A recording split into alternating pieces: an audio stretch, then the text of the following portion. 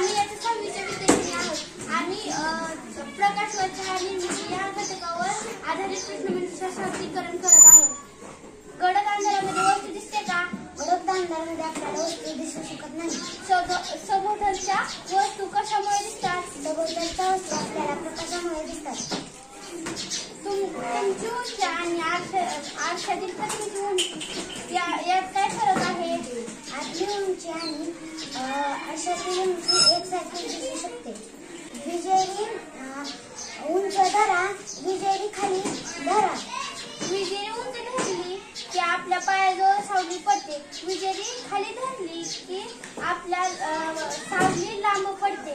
रेषीय संक्रमण. एका सरळ रेषेत चालणारा प्रवास रेषीय संक्रमण असे म्हणतात. धन्यवाद. नमस्कार, माझे नाव कुणाल वायकुळे. नमस्कार, माझे नाव पृथ्वीराज नवले, इयत्ता 6वी. आज मी प्रकाश व छाया निर्मिती या पाठावर प्रश्नमंजुषा घेणार आहे. दीप्तिमान वस्तू कशाला म्हणतात?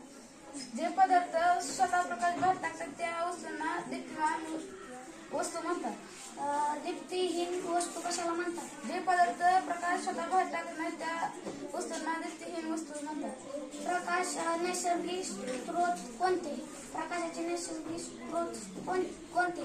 सूर्य, तारे, काजवे, अँगलर फिश, हनी मशरूम हे प्रकाशाचे नैसर्गिक स्रोत आहेत. सभोवतालच्या वस्तू आपल्याला कशामुळे दिसतात? सभोवतालच्या वस्तू आपल्याला प्रकाशामुळे दिसतात. प्रकाश कशापासून मिळतो? काही मानवनिर्मित उदाहरण सांग. बॅटरी, मेणबत्ती, दिवा, बल्ब. गडद अंधारामध्ये आपल्याला वस्तू दिसतात का? गडद अंधारामध्ये आपल्याला कोणतीही वस्तू दिसत नाही. सभोवतालच्या वस्तू आपल्याला कशामुळे दिसतात? सभोवतालच्या वस्तू आपल्याला प्रकाशामुळे दिसतात.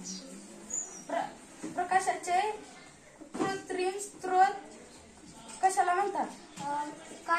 काही मानवनिर्मित पदार्थ किंवा वस्तू प्रकाश देतात त्यांना कृत्रिम स्रोत म्हणतात. धन्यवाद.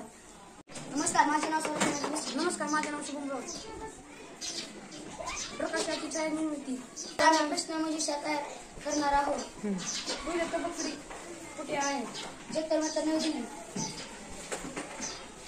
सी.व्ही. रामन यांचे आशुतोष ओळखले जाते. रामचरण.